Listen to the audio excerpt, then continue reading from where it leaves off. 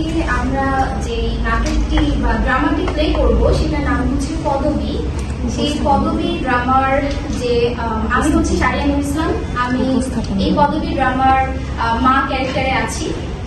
আমি শেখ আব্দুল্লাহ নোমান, আমি হলো মেয়ের বাবা ক্যারেক্টারে আছি।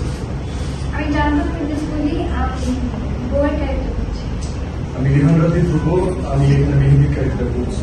আমি আব্দুর রব, আমি এখানে ঘটকের ক্যারেক্টার। আমরা এখন আমাদের দৃশ্য 1 আমরা শুরু করব মা এবং ছেলের কথোপকথন নিয়ে।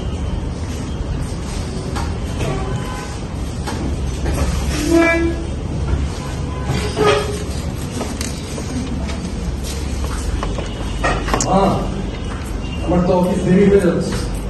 তুমি কোথায়? খাবারটা দাও না। এই তো বাবা নিয়ে আসছি। এই নে বাবা খেয়ে নে। ছোটবেলা থেকে মা সবসময় তুমি আমাকে মুখে তুলে খাইয়ে দিলে, আজকে তুমি দিয়ে দিলে আমার হাতে। কেন? তুমি বসে যাচ্ছি মা।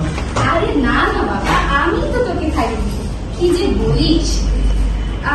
আচ্ছা, ওই দিন তোর শোভার খালার সাথে আমার কথা হয়েছিল। সে একজন ঘটকের নাম্বার দিল তোর বিয়ের ব্যাপারে কথা বলার জন্য। তুই কি বলিস, তার সাথে কি একবার কথা বলবি? বলে দেখতে পারো, দেখো কি বলেন। ঠিক আছে। একটা ব্যবহার করে মনে করে যে আমি অনেক বেশি ইমাজিন, ওনার সাথে আমার আসলে অনেক আসার দরকার নেই। ঠিক আছে বাবা, তুই যা বলবি তাই হবে। ঠিক আছে মা।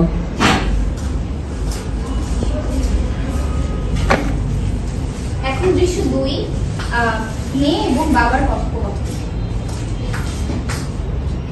মা, আমি বাইরে যাচ্ছি, তোর কি কিছু লাগবে? বাবা একটু দাঁড়াও, চা রেডি গিয়ে তারপর যাও। এখন চা খাবো? আচ্ছা দেখ খেয়ে যাই। এই নাও বাবা। মা, আর কত বিসর্জন দিবি নিজেকে? এখন একটু নিজের জীবনের গতিটা দেখ। তোর মা মরে যাওয়ার পরে সব দায়িত্ব, ঘরের সংসার সব তো তুই দেখলি। এখন তোর একটা বিয়ের ব্যবস্থা করি। তুমি সবসময় এইসব কথা বলো বাবা। আমাকে কি তাড়িয়ে দিতে চাও? বোঝা মনে হয় আমাকে। বাবা মার কাছে ছেলেমেয়েরা কখনো বোঝা হয়? বাবা আমার এখানে কোনো আগ্রহ নেই, কেন বুঝতে চাও তুমি?